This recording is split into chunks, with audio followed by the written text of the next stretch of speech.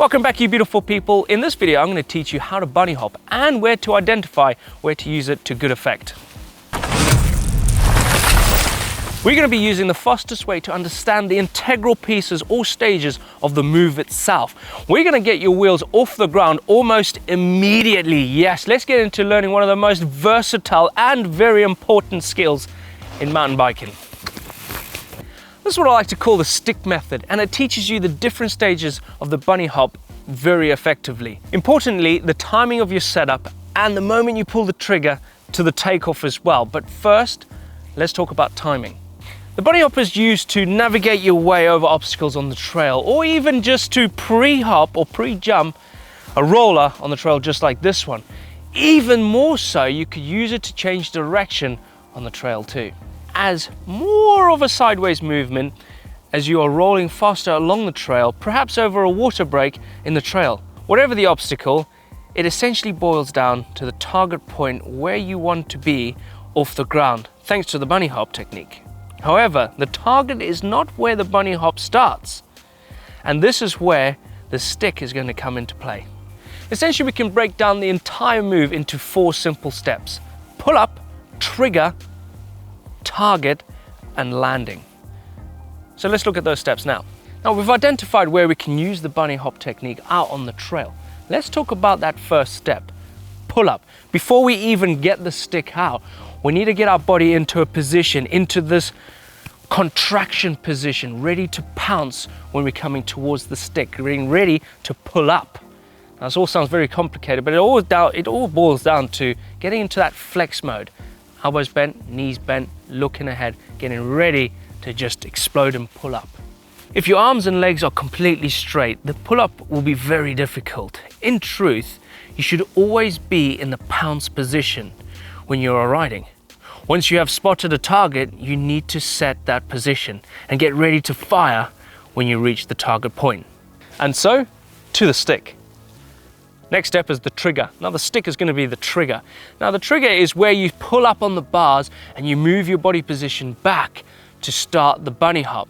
Now with the stick, this is where it's going to help identify where you're going to be taken off in relation to where you want to clear and what obstacle you want to clear on the trail.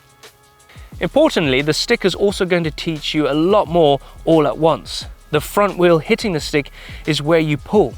So you're in that contracted position, you're in that pounce position, and as soon as your front wheel hits that stick, that motion coming through the bars, that feeling of it coming up, that is your trigger. That's when you start to pull up on the bars. To begin, just do this a number of times. Don't worry about the rear wheel just yet. Just keep timing the pull with the bump to get really nice lift on that front wheel. Okay, now you've got that front wheel bump dialed, that trigger point's there now. Now let's concentrate on the rear.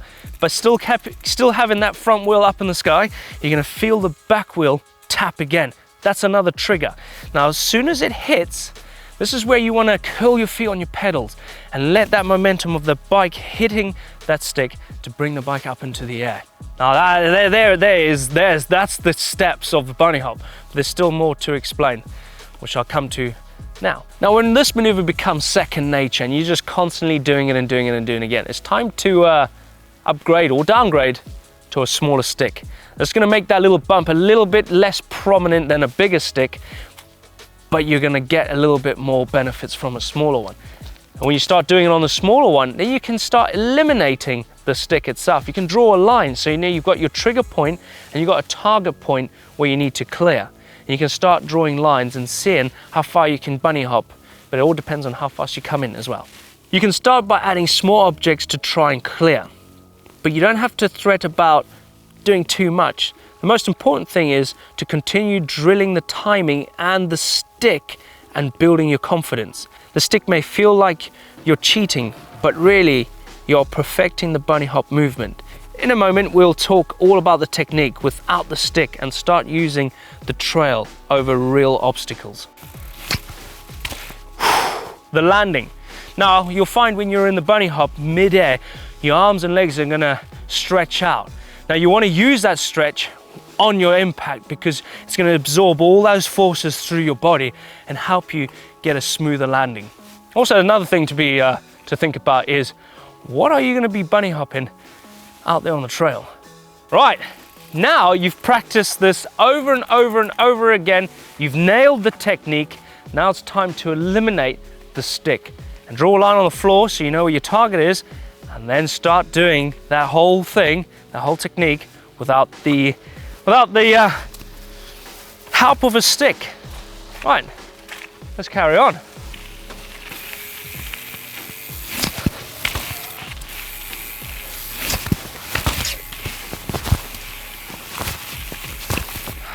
Target. Oh, small one, but it did it. Right, let's go and use this bunny hop on the trail. This way. If you're bunny hopping over logs and landing on a very similar piece of trail from where you took off from, the compression is quite easy to picture. However, if you are using the bunny hop to pre-jump a roller on the trail, then you want the bike to fit a different landing angle and compression. There's a simple way of perfecting that, doing it lots and lots, over and over again, and in many scenarios as possible. With time, you'll learn to really appreciate the versatility of the bunny hop. It isn't just all about hopping over logs. Capture the move. Find the perfect training zone to start using the bunny hop. Now, on a trail just like this, obstacles come out at you. Now, you've got to identify where you're going to use the bunny hop to get over those obstacles. And also you can create flow or find flow by using this technique, the bunny hop. Now, if it is just spiky roots, bedded roots just like this, or changing direction in the trail from one part to the trail to the other, can help you get more flow on the trail. And also spend a bit of time there, because you can perfect that skill a little bit. And further down the line or further down the trail, you can start to improvise and use that technique to get you over certain obstacles that are rather big or rather far away and long. Over here, some roots. I don't want to ride them. I'm going to bunny hop them.